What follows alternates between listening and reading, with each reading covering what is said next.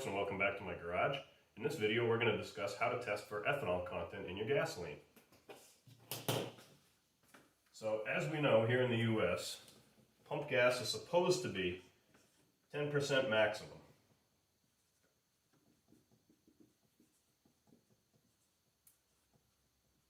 But that may not always happen. There could be a problem when it's blended.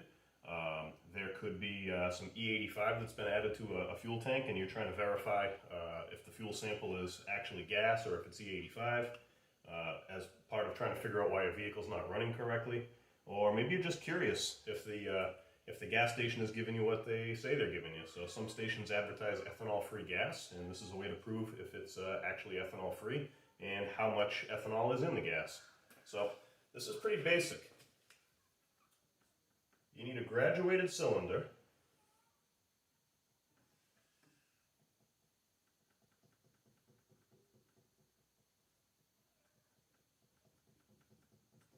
You need a sample of gas.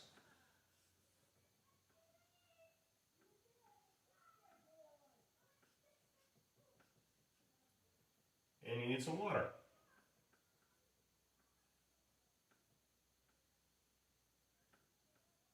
A little simple math. So what we're going to do is we're going to put a known amount of fuel into this graduated cylinder. So for instance, we could put 10 milliliters of gasoline in there, and then we're going to add some water to this. And as you know, water and gasoline don't mix.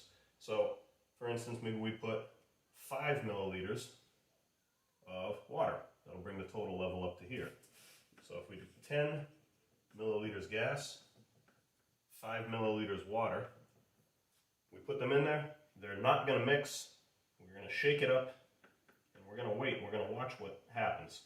So, one thing about ethanol is it has an affinity for water. It likes to mix with water, and it would actually rather mix with the water that we just poured in than it wants to mix with the gasoline that's already in there. So basically the water is going to pull the ethanol out of the gas.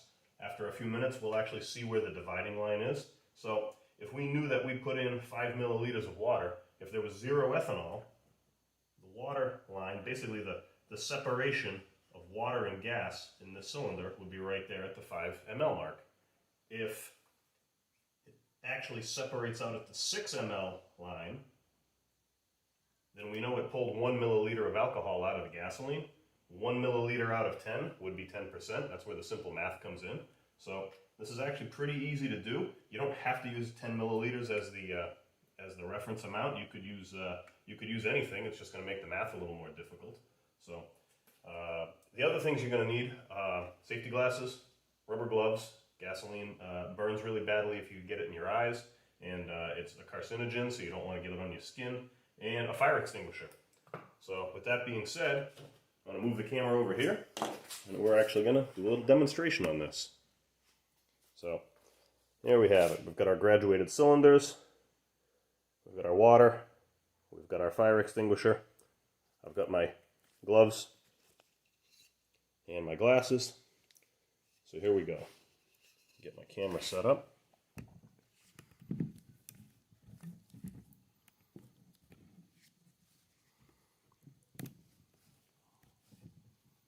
Okay.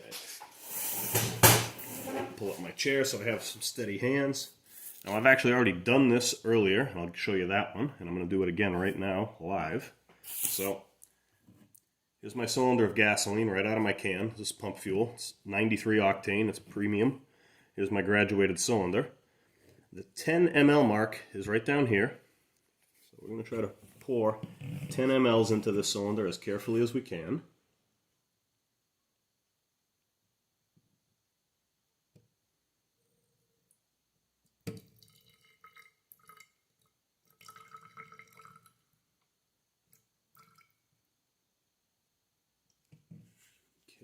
And if you ever try this on your own, I implore you, please keep safety in mind. Make sure you're doing it in a well-ventilated area. Don't do this in the house. Make sure you have a fire extinguisher. Okay, so try to zoom in, see if the camera shows it. My hand isn't that steady, and the camera's not that straight either, but you kind of get the idea. So that's as accurately to 10 as I can get it. Okay, so we've got our 10 mLs of gasoline. Now, put that aside for a moment. And you can hear my goofball dog barking in the background. Now we're going to try to pour. I'm probably going to make a mess here. There we go.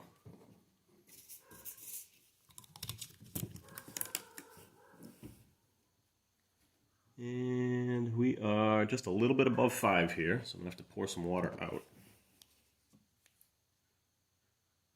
Getting the water right is the trickiest part. My dog is going crazy in the background because somebody is in my driveway. I'm not getting up to see who right now. Alright, I feel like a mad scientist here. And I'm trying to do this on camera.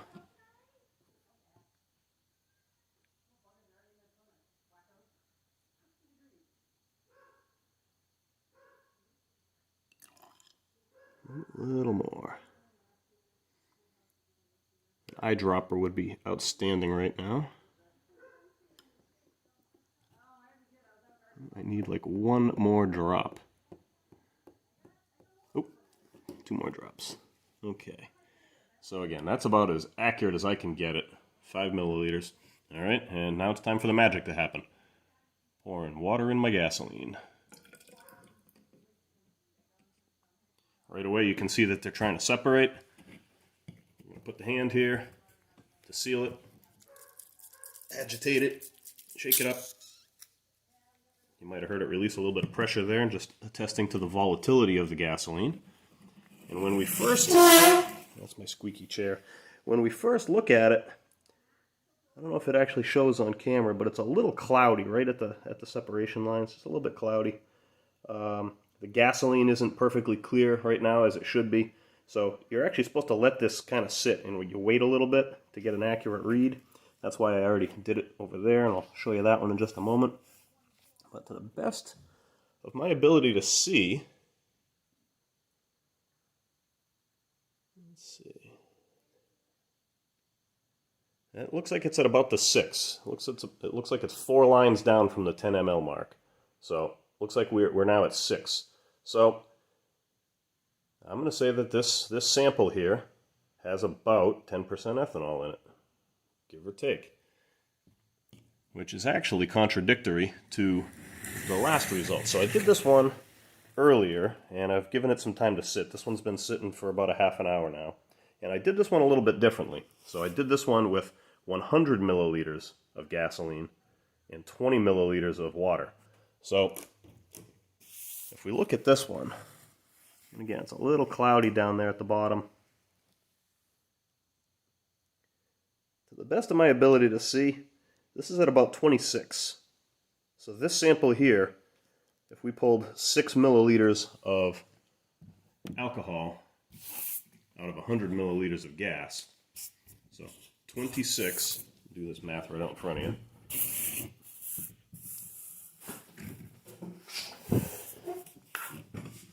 .26 mLs is the separation line. We know that we put 20 milliliters of water in there.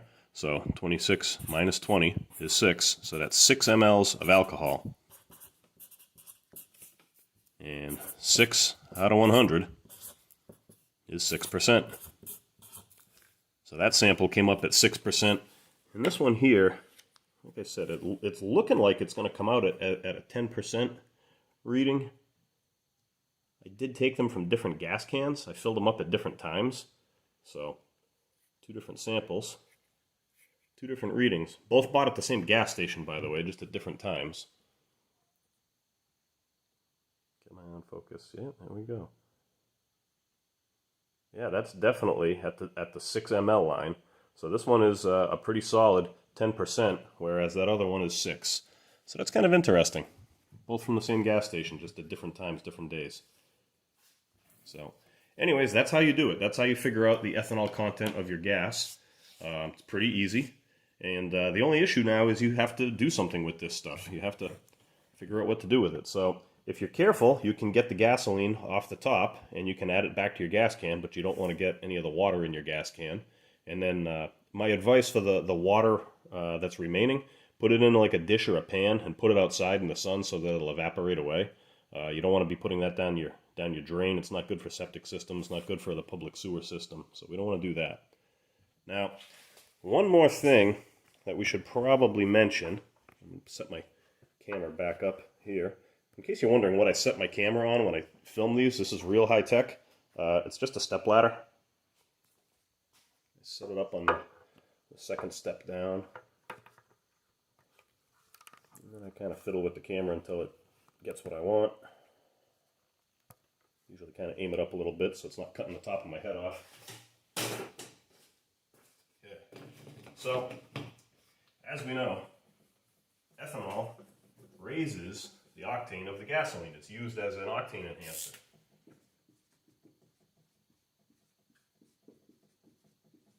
So, after the gas has gone through this phase separation where the water has pulled the ethanol out of the gas, you're left with lower octane gas. For this small sample, for 100 milliliters of fuel or for the 10 milliliters of fuel, that's not an issue. If I pour that back into my gas can, that's fine, as long as I'm careful and I don't get water in there. But just be mindful that as the ethanol comes out of the gas, you're losing octane. So this happens, as I mentioned in a previous video, naturally with vented fuel systems. So it's kind of an issue with small engines, with power equipment, with motorcycles and ATVs. Actually, I'm staring right at a vented gas cap right here, right out of frame. This is a lawnmower gas tank, and you can see the cap has vents right there. So that's vented to the atmosphere. As you know, humidity in the air is moisture, and moisture will find its way into your gas can or into your gas tank if it's vented, and it is going to start to pull the ethanol out of your gas. You're going to undergo what they call a phase separation, and you're going to lose a little bit of your octane rating.